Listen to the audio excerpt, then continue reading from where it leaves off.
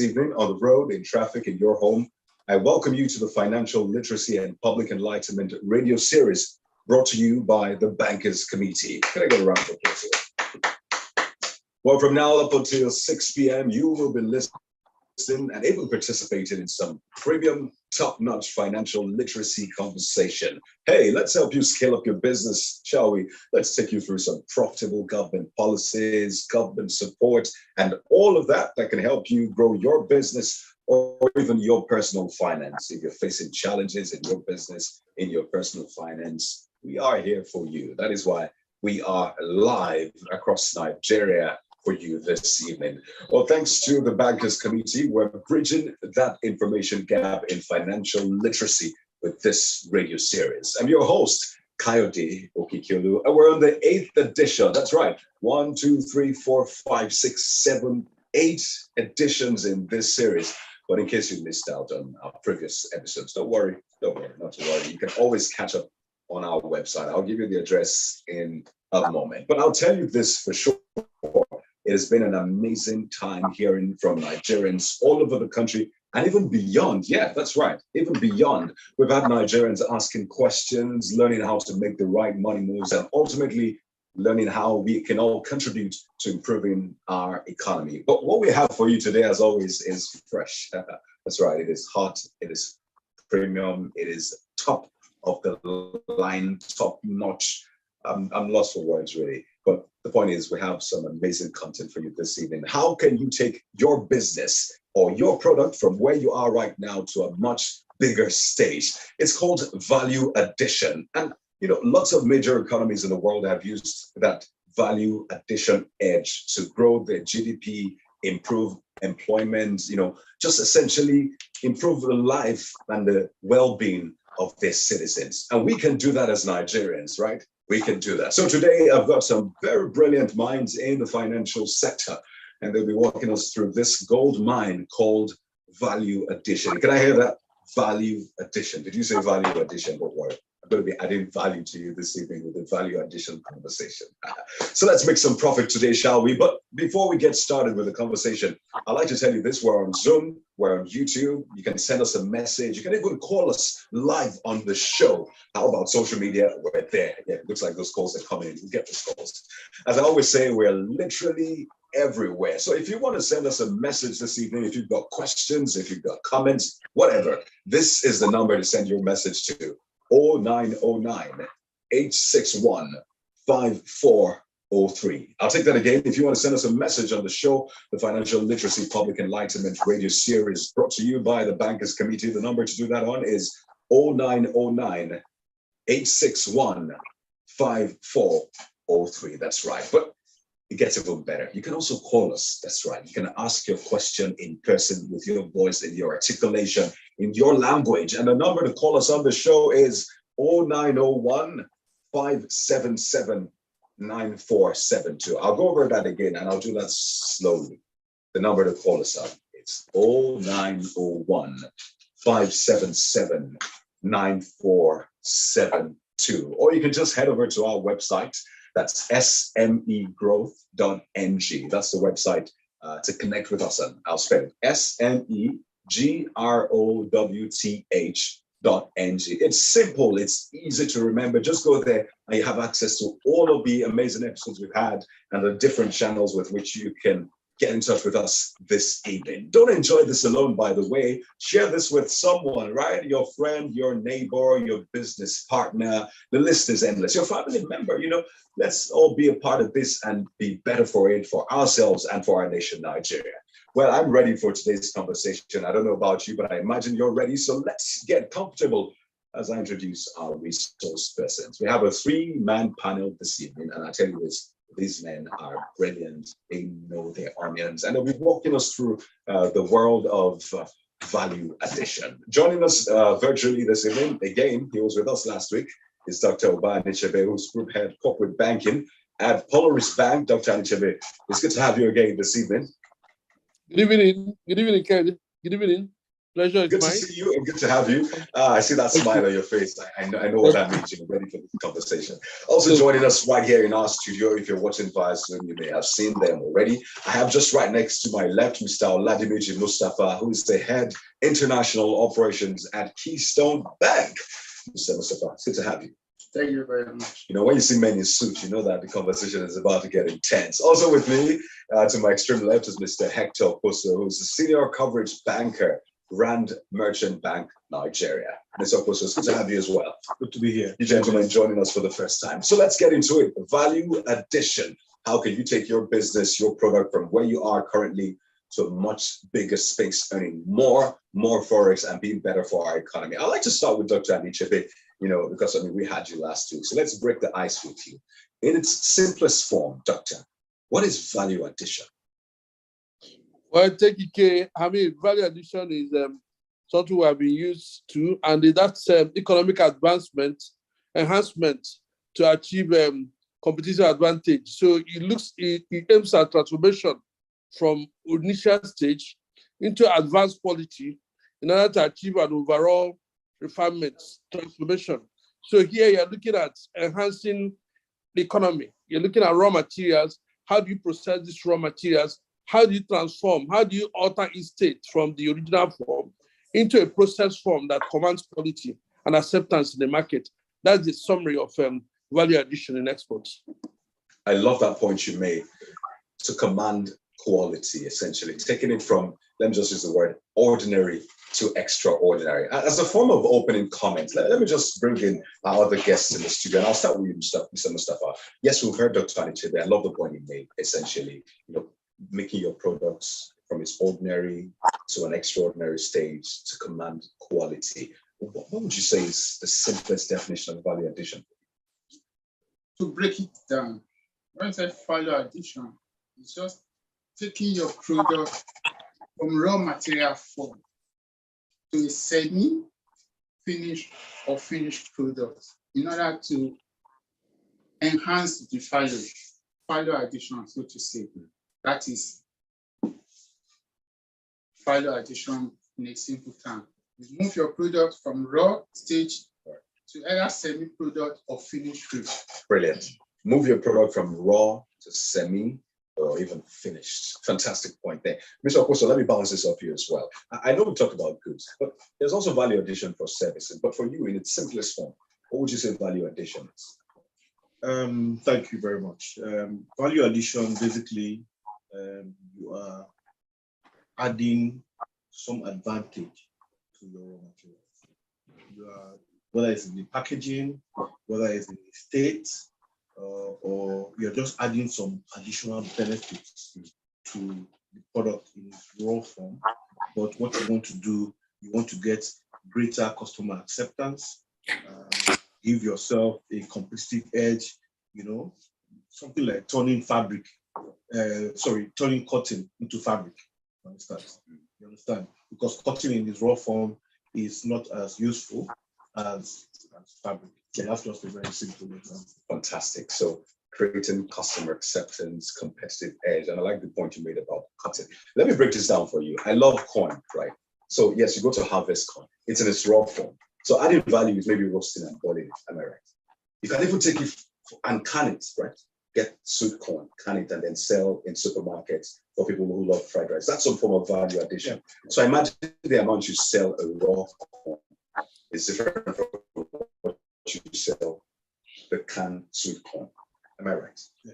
Sorry, I love corn, so I had to use corn. So that's an example of value addition. Gentlemen, thank you very much for breaking the ice on that. So I imagine you have an understanding of what value addition is for your business, your product, or whatever it is you're involved in. So let's dive even deeper. And this essentially is to take it on a broader scale. So I imagine value addition, as you have said, no need to imagine. I mean, provides employment, increases customer acceptance, competitive edge, and all of that. But on a wider scale for the economy of Nigeria, Mr. Oposo, what can value addition do to an economy? Value addition can help employment because the fact that you are adding value to the raw materials, that means there's employment that and I imagine that to the finished state. And once you export, that's foreign exchange that the government will earn. And if we know what's going on in Nigeria currently, where there's scarcity of foreign exchange, the fact that you are able to earn foreign exchange from your export, that will help the country's balance of trade. Don't need to be too complicated about that, but we can go deeper into balance of trade eventually. Fantastic. So hold that balance of trade is a very key word, or a very key term. You don't want to miss out on the balance of trade conversation. Mr. Mustafa, so what can value addition do to an economy? In addition to what he actually mentioned, it actually gives opportunity for cottage industry to grow. For example, the corn you mentioned, if you want to take it to the next level, corn making industry will benefit from it. It will be available in various supermarkets. And apart from that one, the business owner is going to make more money, thereby increasing the income of the business owner. As rightly said, it increased the GDP of our country. At the same time, if it's exports, that additional foreign exchange to the country, there are a lot of benefits when you add value to either your product or services. There are too numerous to mention. Too numerous to mention. If you have to start from now till tomorrow, you won't finish, but there are a lot of benefits to it. Unemployment, as rightly said, the can industry will engage more youths. We are great skilled labor, semi-skilled, thereby Providing jobs and putting food on the table of Nigerian citizens. So those people, the multiplier effect is they'll be able to feed their family and take care of all the necessary things. Apart from the income earning, we are earning from foreign exchange. We are talking about import dependent. We can take that to exports now. By the time you take it to exports, we have more money, thereby reducing the pressure on our foreign exchange. As you heard, Mr. Mustafa, the possibilities, the importance, or do I just say, what value addition can do to an economy is endless, essentially. Let me take this to Dr. Anichebe. Some points have been made here, but I wonder if you want to quickly add to this. What can value addition do to an economy? We've seen economies, they get raw cocoa. All they just do is add value to it, make chocolate, and they earn more than times 10 of what the country that grows the cocoa earns from the raw cocoa. So using that, bouncing off that, what more do you think value addition can do to an economy? Well, I think that I'll tell you that it preserves the economy in terms of preserving materials. For example, our products in Nigeria, for example, some products are seasonal items. You understand? With value addition, you're able to preserve those products, the life of those products. So it ceases to be a seasonal item. It becomes an item that is available all around. You understand? Then it reinforces an economy. You begin to earn foreign exchange. It puts you on the world map. Do you understand? Because what it creates is that you have a strong trade advantage. Balance of trade will become surplus. The current account will become positive. A whole lot of indicators. The macroeconomy strengthens it. So value addition is where to be. Is a prerequisite to transformation of economies. If you hear about California, all those countries, what has made them is that they're able to transform what they are producing. So, in a country where, for example, we have a whole lot of products, cashew, sesame, all of those things, 16.8 is processed. You find that it doesn't do us any good. So value addition will further earn us more money, more revenue, creates employment, makes our economy more stable, makes it, reliant, to agris. Dr. Anthony, pardon me to cut in there. I'll come back to you in a moment, but I love the point you were making, and an idea just sprung up in my mind. This is free of charge for anyone who wants to take it up. So you said that it makes the product available all year and essentially puts you on the world map. So countries where they can always come to you for that product, which might be scarce. And as a lover of plantain, yes, I love corn and plantain. I'm thinking, is this an idea Someone can just do something with plantain. I can make plantain available all year round. Add value to it.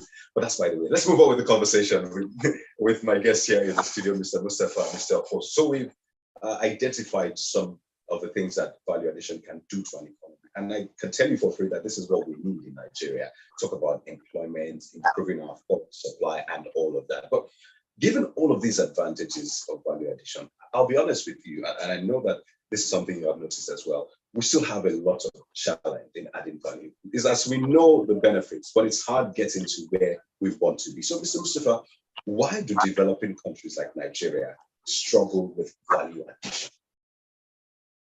If I actually go into that one, presently we are talking about value addition to the economy.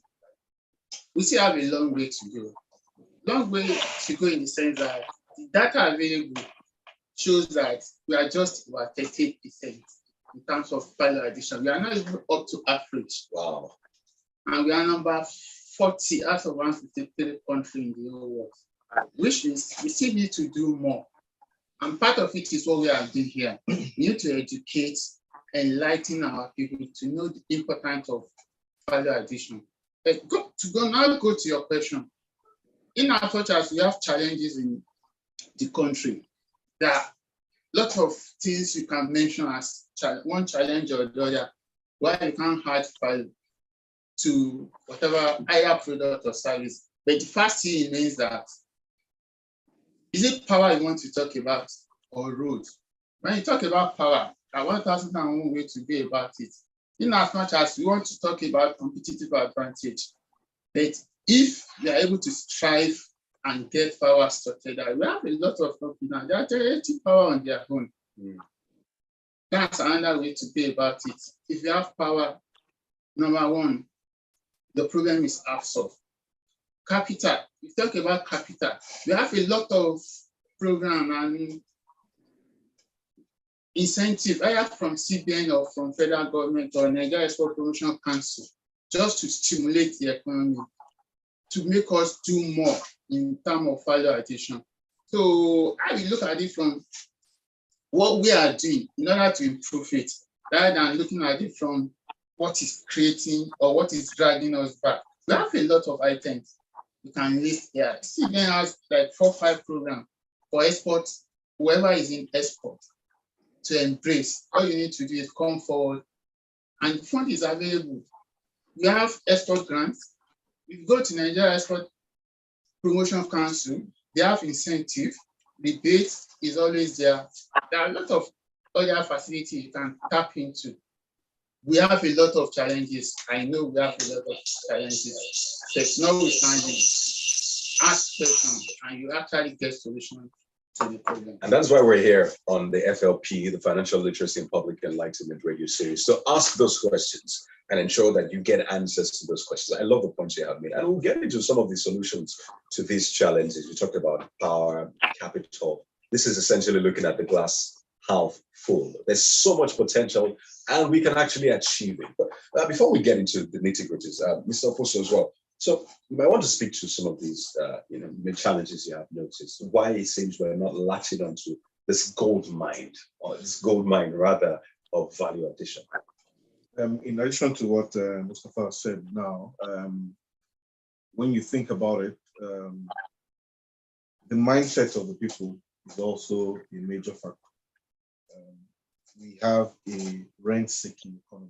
A rent-seeking. I mean, people are basically looking for quick ways to make money, right?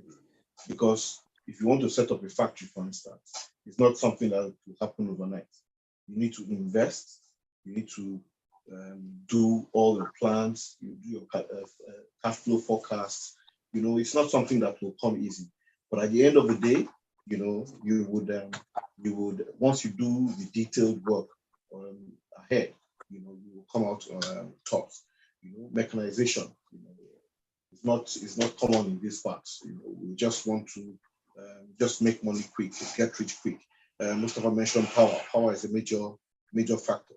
And in all of this, when I think about it, right, the other side of this value addition is that if you don't add value in your country, what you're doing essentially is you are creating employment in another man's country. As simple as that.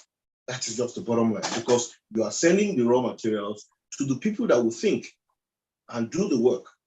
Of course, they should be paid for it. You have not done the work. Why do you expect to be paid? So if you sell your raw materials to them and you earn peanuts, they will add value to it and sell it back to you, and you pay a premium for it. And that is the simplest way to explain this balance of payment, balance of trade. You have not added value. You have sent him the raw material. He will add value and sell it back to you at a premium. And you should pay, and right now FX is scarce. You should pay, it's unfortunate, but that is just the hard truth. Oh, gosh, I think this is really thought-provoking, I must confess. I approach this with a lot of excitement, really. But coming into it, there's a lot going through my mind, really. The opportunities, the potential, how we can get to where we can get to. And that's why we're doing this, really. We identify the challenges and give you some of the solutions that you can latch onto. I've learned something, a new term, rent-seeking. I love that, Mr. Oposo. So essentially, we need to win ourselves off that mentality. Success is not a sprint, it's a marathon.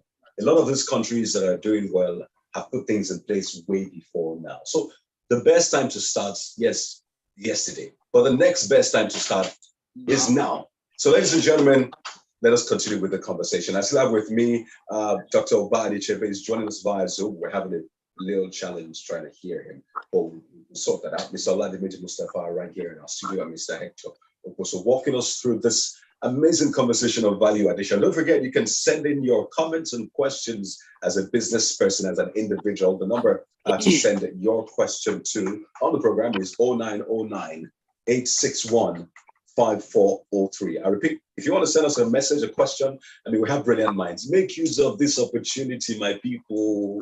So the number to send your message to is 0909 861 5403. Or you can just simply call us. Put a call through to us on 0901 577 9472. I can see lots of questions on Zoom already. We'll be taking those questions, definitely. But let's move forward. One of the challenges we're identifying here is, it has to do with infrastructure. We talked about power, for example. And I would like to start with Mr. Oposo on this one, because some of these challenges exist. But it looks like we can find another way. Maybe look at it glass half full to sort in, especially the infrastructure challenge. So if you could help us understand, does value addition have any effect on infrastructural development or vice versa? And before I approach this.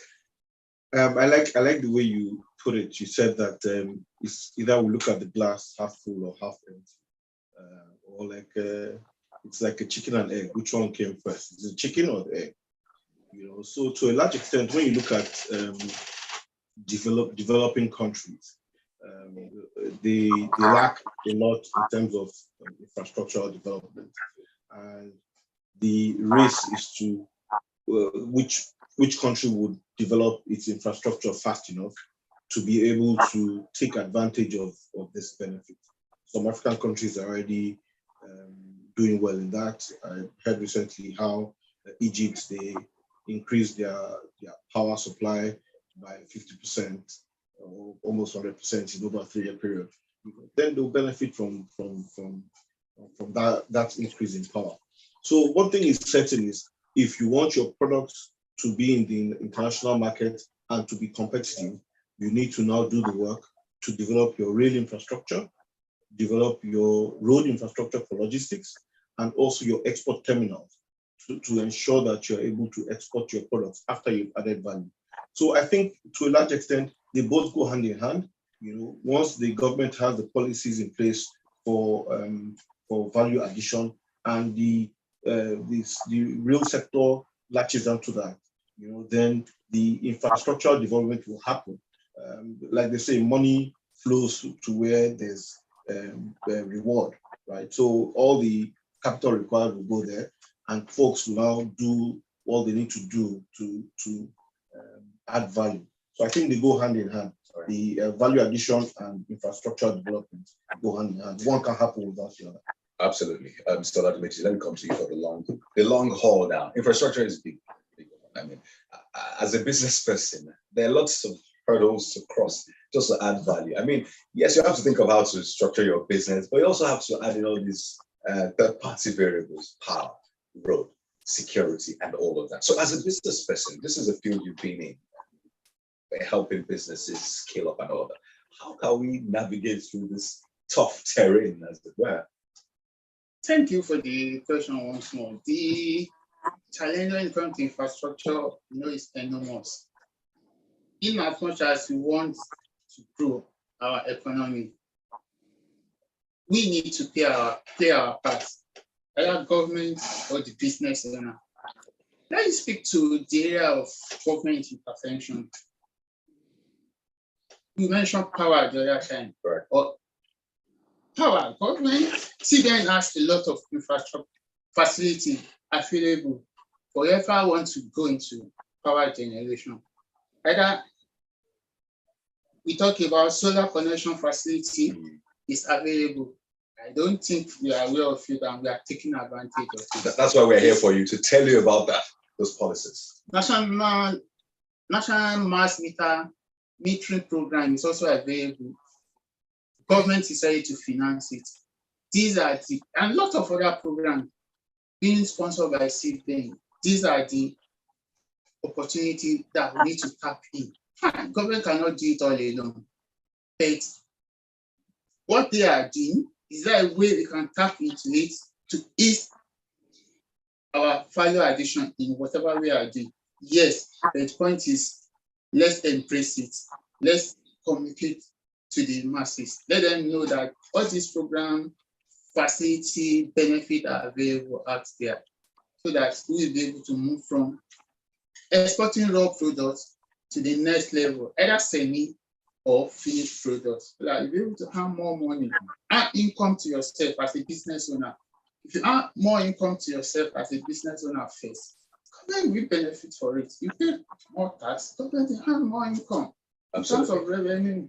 And who doesn't like more money? I don't know. I've never met anybody that would say, I don't like more money. Even billionaires will tell you, well, to try to make that more money every day. Well, we're due for a break in a moment. This conversation has been very enlightening, but we have some other grounds to cover. What can you do as a business person? How do you know what kind of value to add to your product? Maybe to your service. I mean, you can add value to services, right? Not just products. Absolutely. So if you're wondering, what do I need to do with all of this fantastic conversation about value addition? We will come to that in a moment, but let me just remind you that you can be a part of this conversation. I see the questions are coming in already. We'll take them in a moment. You can send us your message right here. We'll read it live in our studio. The number to send your message to is 0909 861 5403. I'll take it again, 0909 861 5403. And to call us live, call us on 0901 577 947. So we're opening the phone lines in a moment. So let's talk about value addition. If you want to know what to do, stick with us right here on the Financial Literacy and Public Enlightenment radio series, brought to you by the Bankers Committee. I'll be back in a moment. Please stay with us. Are you a micro, small, or medium-sized business in Nigeria? Do you have questions related to banking? This will not hear. Let me try. Tune into the Bankers Let me give you back. Committee.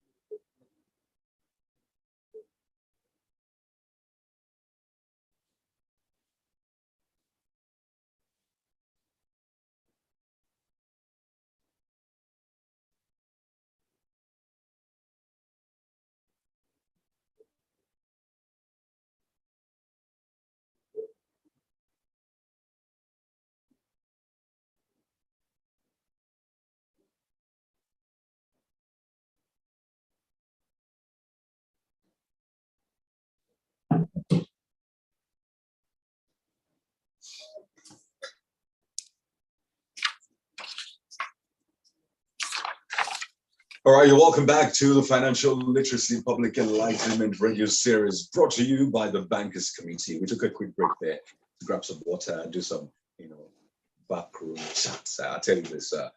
Okay, don't worry. I'll bring it to you. Don't worry. I'll bring you some of the conversations, right? I still have with me our fantastic guests in the studio. We're discussing value addition this week. Value addition, how to take your business, that product, that service from where you are right now to a much bigger space. Scale up, essentially. You can earn more, right? You can make more money, provide employment for people with that business that you have. So, hey, this is the right place to be if you want to know how to scale up your business and add value to your product and services. Let me reintroduce our guests in case you're just joining us. Dr. Obani Chebe is the Group Head Corporate Banking at Polaris Bank, joins us virtually.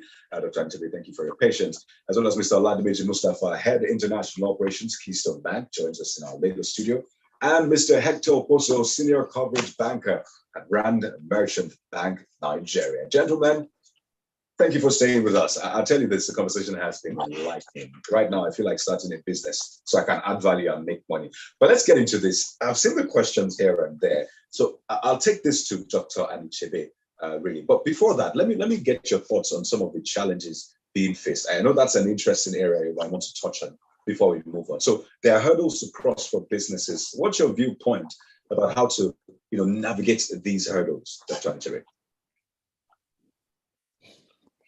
Well, navigating through the what? The hurdles, the challenges to value addition. So there's infrastructure challenges, funding, and all of that.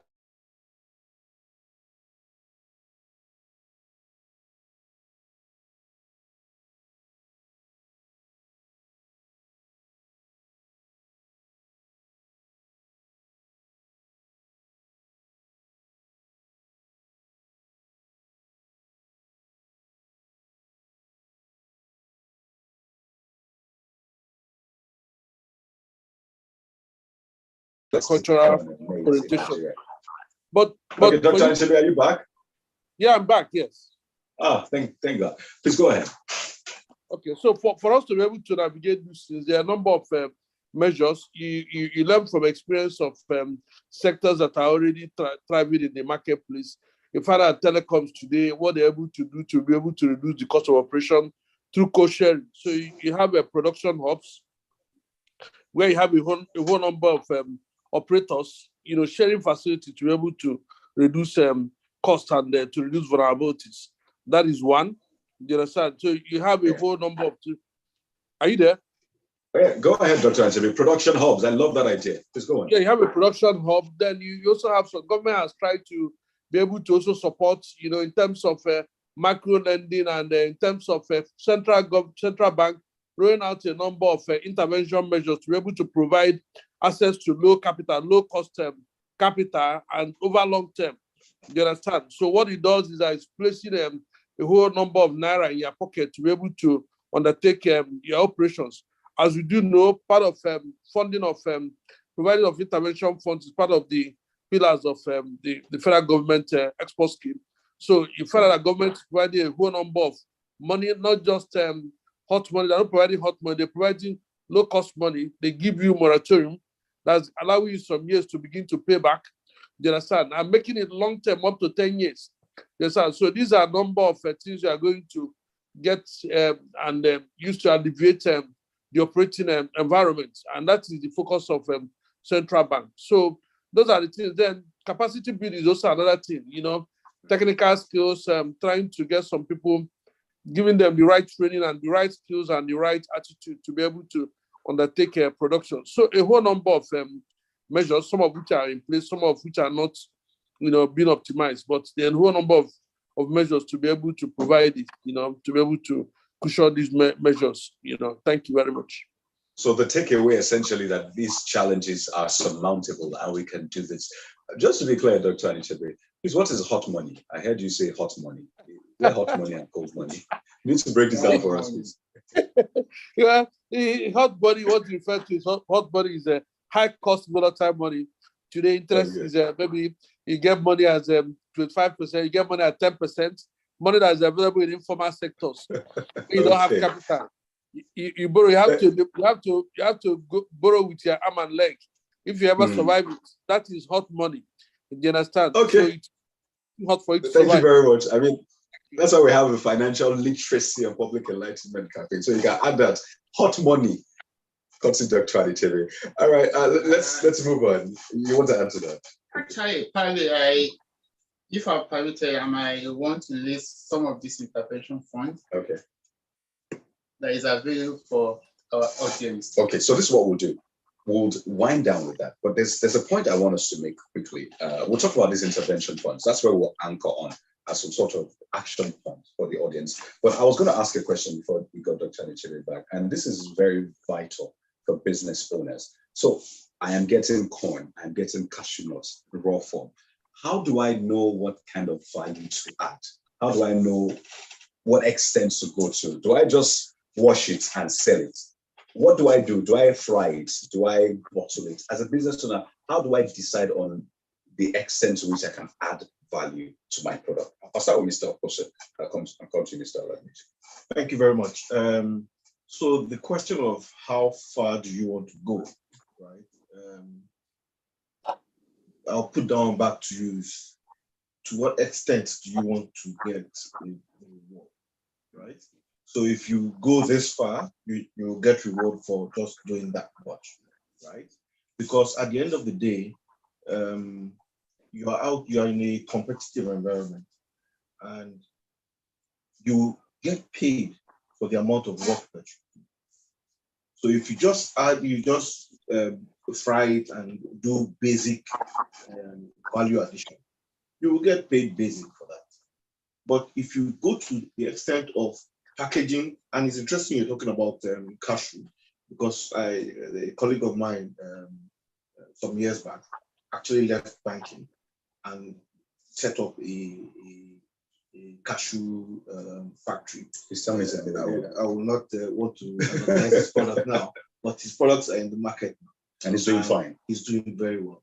He went to the extent of packaging. If you see the packaging, you will not believe that it was done in Nigeria. And it's done in Nigeria. It's done in Nigeria. Manufactured. It does to the extent of packaging. And the packaging is so, it keeps it airtight. And fresh. You understand? There was a time that before COVID, when they were sharing cashew nuts in airplanes, if you're flying, his product got to that level. He also exports. So if you just say you want to just bag and sell, you will get payment, or you get your reward for the extent of value addition that you put to your product. If you take it to the next level, then you will get reward for that. But bottom line is that the market is a wise market that will pay you commensurate to the level of value addition that you have. Mm-hmm. So your destiny is in your hands, as it were. It's how far you want to go that you can actually go. But I don't want us to sound oblivious of the realities. It's naturally here. I want to be a billionaire, right? I want to make millions, but there are hurdles to cross. One of them is funding. So I imagine, Mr. Oladmiji, funding also plays a key role in determining just what kind of value you will add. Yes, that's one of the basic things that you have to consider. The extent of funds you have, the extent of value you'll be able to add to your good or services. Funding is available if you are actually genuine in what you are doing. Gone are the days of saying, okay, bank, they ask you to go and bring this, that is not achievable. Hot money. Hot money. So you now go to hot money, so to say, as Dr. rightly put it. The first thing is that funds are available for you. As Dr. Riley said, we have single-digit funds that is available. All you need to do is ask questions, inquire, approach your bank, tell them you want all this intervention fund and is available for you. But the point is, be sincere when you are presenting your case, when you are presenting your request. The sky is your limit. Fantastic point there. So essentially the point has been made, but I'd like Dr. Anisebe to also speak to this. Because you talked about capacity building. I mean, it's not enough to just go get the raw materials because maybe you're close to it, you have connections, or it's something you like. There's a point you have to actually sit down probably do a business plan and all of that. So how do all of these come into deciding how much value you should add to a product and even a service, really, Dr. Nchebe? Well, this is the decision of what to produce and how to produce it is a production economics. You understand? And the production function economics. So it's a dependent on a whole number of variables. But the important thing is to look at what first of all, what do you have? What are the raw materials that you're able to access? What are the technologies you're able to access? You understand? Then what kind of markets? You understand? And that is where capacity comes in. Capacity building would come in by way of taking care of access to quality of raw materials, doing a competitive and comparative analysis in terms of quality, access to quality of raw materials. So having raw materials, then what skills do you need to produce it? Do you understand? For example, do you need a school cert? Do you need a university graduate? Do you have to, for example, if you are doing agriculture, you may have to hire a medical doctor, a vet doctor to be able to take it. You may not be able to put the cost of a vet medical doctor on your own. So what you do is that you're able to share the cost with others. So lease him for some time, do wet or dry this to be able to, use those facilities. In the same case, you have it in production. You may not be able to afford to own some equipment on this room. So what you do is to lease those equipment. You understand? So capacity comes in trying to make these dreams into possibility, into reality. One, training. You have a whole lot of export seminars. You have the Nigerian Export Promotion Council, for example. If you agree on and you want to go into export, you have the Export Promotion Council to support you. That is also, you have the Nigerian Export Import Bank as a bank dedicated for exports and importers, to be able to support the export sector. So you also have some desks in CBN, development economy, development finance section, supporting all of this. So some banks too have also, taken initiatives to, to run some programs on exports, moving it from city to city, trying to organize export seminars, export awareness, create attention on what should be, also create attention on export chains. Some locations are export chains, for example. If you come to the Southeast, you find that you have palm oil belts there in the Southeast. So that becomes a palm oil belt. You come to the Southwest, you have areas like Akure, is a cocoa belt in that area. So you go to the North, you have pyramid there. So there are a whole number of belts, but training, capacity training and capacity building makes it possible, provides manpower available, tells you how to identify, make sure that those things are available in the right quantity at the right cost. That is what capacity building does for you. Also exposes you to market. You don't need to travel to America before you know the kind of markets are. Through the Export Promotion Council and through their regular orientation, they will tell you the kind of major buyers of those products in the country without even having to travel. So simple inquiries makes this possible, and that's what you have, through these export awareness schemes, part of which is what we're doing today. And I'm delighted that's happening live in our own time. Thank you. Absolutely. Thank you, Dr. Anichebe. Let me just quickly take some questions. Questions are coming in, really, and I think it would be unfair not to take these questions. This one from Sabah Yusuf, and I love the angle Sabah Yusuf comes in through. It says, please, can value addition contribute to the farmers? Well, it looks like we're talking about the people that, buy it off farmers and then go add value. What is the need for farmers as well when we talk about value addition? I think that's an important point because farmers are at the bottom. They essentially feed us all. So they need to get something from it. So what's the need for farmers, value addition? Do I have any takers? The $1 million question there. I'll just say quickly that farmers are, the sad thing about farming in Nigeria is most of them are subsistence farmers. They're just farming to feed themselves. If you want to take it to the next level and the farmer wants to produce and export or wants to produce and add value, that is a way that they will not just be getting the barest minimum for their produce. The sad part about another sad part, sorry, I'm just talking about sadness, but the fact that there's no storage, there's a lot of wastage, value addition will help them ensure that their products don't put waste, because whatever you have produced, you have your processing that you will do to it that will increase the lifespan of the product. So farmers have several, like my colleague Jorge just said, there are several incentives that are available for farmers to tap into to ensure that they can partake in this value addition. So as simple as storing is some sort of value addition, and you can earn more from that. Just before you come in, Mustafa, quickly, if you want to be a part of this conversation, questions are coming in already, but we don't want you to miss out as well. Call us up right now on 0901 577 9472. I want to speak with you. I see the calls coming in. So call us. Let me talk to you. Really, ask those questions. We have our guests here, and they will answer the questions free of charge. I tell you, free of charge. No value addition to the answers. You can also text us, by the way, 0909 861 5403. So call us quickly. Mr. Mustafa, I wanted to add to that point for farmers, because farmers are the lifeblood of the nation. Yes. The addition I actually wanted to make is it has gotten to a level now that farmers don't do it alone. That it's need for them to form a cooperative society. If they're able to come together as a team to achieve more, instead of doing it individually. We are talking about sustained farming, No, we can take it to mechanized farming. If you have a group of cooperative society, farmer cooperative society coming together under one umbrella, they can approach any bank or approach Apex Bank. We are ready. CBN is ready to support that initiative, either to procure any tool, be it tractor, fertilizer, seedling, just name it.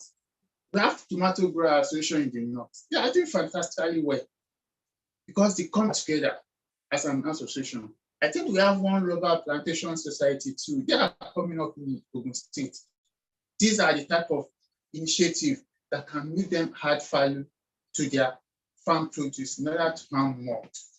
Fantastic point there. I saw this comment from one of our audience saying that it's easier said than done. This is Abdurrahman Hamzat saying it's easier said than done. Please don't pay lip service to this matter. And I understand that position, Abdurrahman, really, because maybe you're a business person. But the truth is we've had businesses, we've had people who have gone through this process and are doing quite well. You gave the example, Mr. Also of someone you know who side cashew, and now the person has scaled up added value. So yes, we know there are challenges, but the point we're trying to make is we need to open your eyes to the opportunities. We can talk about the challenges from now till tomorrow, but then there are still opportunities that you can latch onto to build your business, grow your business, and add value. Dr. Anichebe, I'd like to ask you this question. This one came in. I'm actually spoke for choice now. I don't know which question to ask you, but let me take this one from Ashiwaju Fola Osibo, saying adding value to farm products requires some processing, production activities, including packaging, labeling, and declarations. In an environment like ours in Nigeria, he says, where there is no electricity power to power your processing lines, you have to provide your own generators with diesel prices sky high, increasing your production costs. And this is a question Ashiwaju Fola is asking. How can a Nigerian exporter be competitive in the international market? Dr. Anichebe, would you like to take that on? Yes, good questions. How can a Nigerian exporter be competitive? Part of the things about competition is one, it depends on the value has to come up, in terms of quality of products that we're expecting. That is one, you need to make sure, pay attention to details, make sure that you have a high yield quality. For example, you are doing exports, you make sure that the species is a high yield quality. You understand, that commands international acceptance. That is one, so that when they take it out, they will not find it short of the standard. Because normally is that before you even export, there is a quality assurance scheme. You look at they're available everywhere. You have warehousing agents, they have inspection agents. For example, before you export, it's expected that you take a sample of the product to them. They will do a yield analysis and let you know the value of what you have. So if you have done that and there's a certificate, when you take your product abroad, the man will not be able to the importer there will not talk down on your product to say, look, young man, I don't understand what you have exported, because there is a standard, there is a certificate issued for exports on quality of the product you have exported. So those things, and you already know from day one what international market is looking at.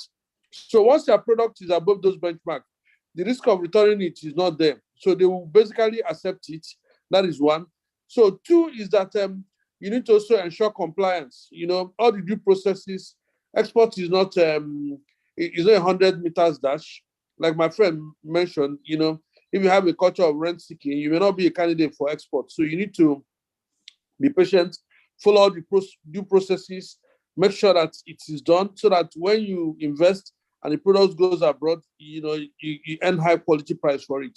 That is two. Three is that the awareness on species of products. For example, if you are trying to export some products, there are institutions. You know, there's NIFO, there's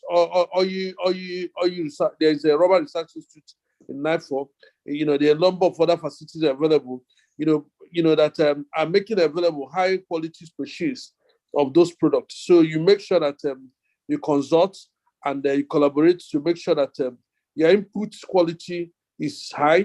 You know, and if it's high, then the output is likely to be high. Two, technology. Make sure that technology is also okay, that you know, will not leave it vulnerable to losses. You know, the output is going to be sustainable over time. You know, so those are the things. You use a good technology, use a high quality raw material, use high quality technology, have a good quality transportation or storage mechanism, you understand, so that it's not vulnerable to loss of value or diminution in values. Right. So those are the things that make sure that you know, the quality of output is high. And once the quality of output is high, the other thing you have to have is high market knowledge, you know, to what moves where and what does not move where. So you can tell you should be taking us through a masterclass there.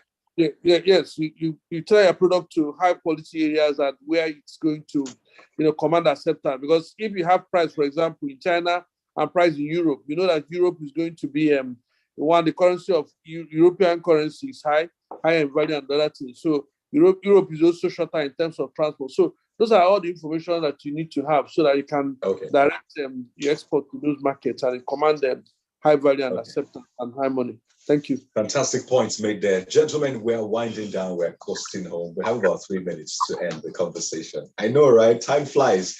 But you know what they say?